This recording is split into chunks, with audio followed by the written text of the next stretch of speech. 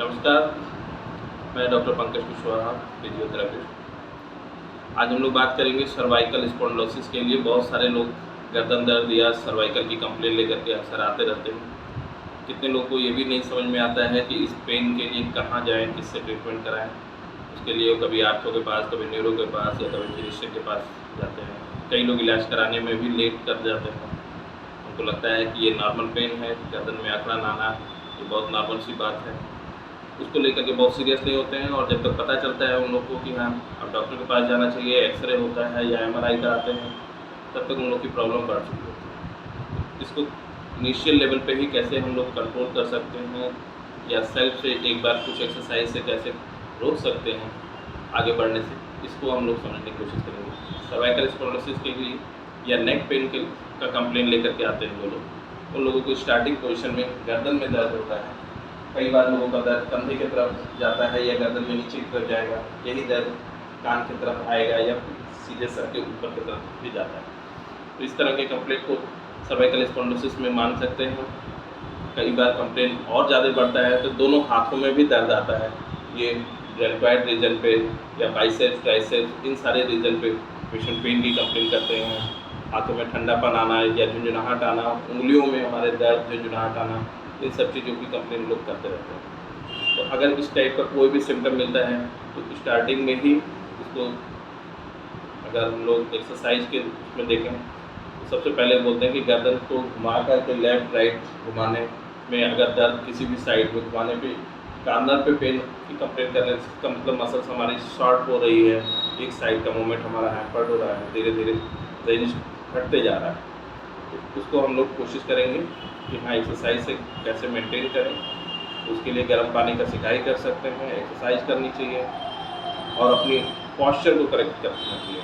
सबसे मेन होता है कि पॉस्चर, जितना भी वर्क करते हैं सबसे ज़्यादा रोल आज के टाइम में मोबाइल और लैपटॉप, इन सभी चीज़ों पे गर्दन झुका करके लगातार काम, इसलिए उनको बिजी रहना, या हमारा जो भी रूटीन वर्क है गर्दन झुका के ही काम करते हैं, चाहे घर की महिलाएँ भी हों तो उनका भी घर का सारा काम गर्दन झुका के ही होता है। तो उस सारे काम में हमारे गर्दन पे एक प्रेशर बिल्ड होता है, जिसकी वजह से हमको आगे जा कर के सर्वाइकल की कंप्लेंट से जूझना पड़ता है। तो हम लोग जानेंगे कि इसकी एक्सरसाइज कैसे होती है। बहुत सिंपल सी एक्सरसाइज है। अपने हाथ को इस तरह से करना है, सर के पीछे लगाएंगे पोजीशन में और पीछे की तरफ प्रेस करेंगे, दबा करके रोक करके 10 तक गिनती गिरेंगे, फिर ढीला करेंगे, फिर दबा के रोक के 10 तक गिनती गिरेंगे, ढीला करेंगे। बारी बारी से 5 बार करेंगे। इसी तरह से दोनों हाथ ऐसे करके आगे माथे पे लगाना है, आगे की तरफ पुश करेंगे, दबा के रोकना, ढीला करना, दबा के रोकना, ढीला करना। फिर राइट साइड, लेफ्ट साइड, फिर राइट साइड, लेफ्ट साइड, बारी बारी से पीछे, आगे, दाएं, बाएं, 4 दिशा में बैलेंस करना है। फिर एक नीचे की तरफ भी कर सकते हैं।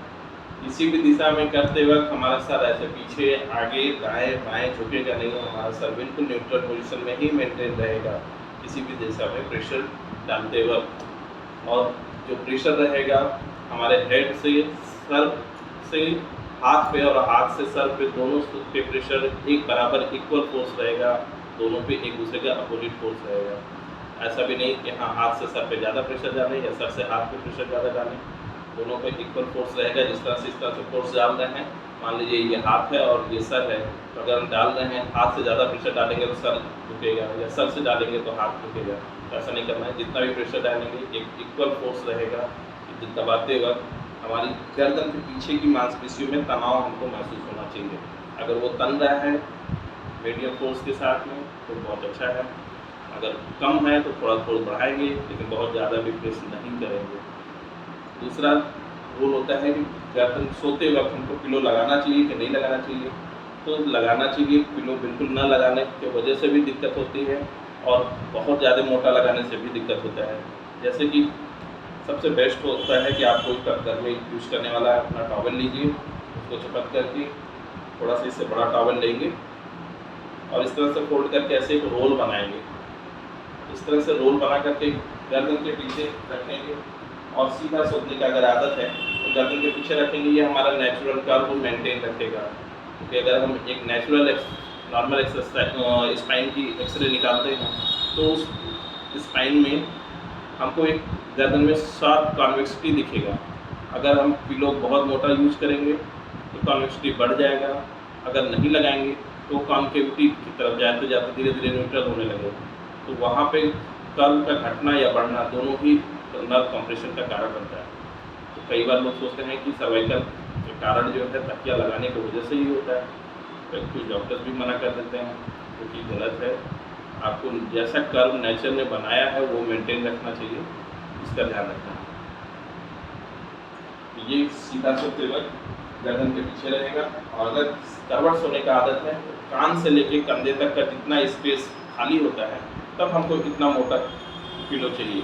पिलो या कोई भी टावल को इस तरह से चपट करके सीधा सो रहे हैं तो गर्दन के पीछे करवट सो रहे हैं तो यहाँ रहेगा, ताकि हमारा गर्दन इस तरह से झुके नहीं, इसका ध्यान रखना है। और इस तरह से करके हम लोग सर्वाइकल के परेशानी से बच सकते हैं। वीडियो अच्छा लगे लाइक करिए, सब्सक्राइब करिए, कुछ कमेंट करिए, अपना सजेशन दीजिए। Thank you.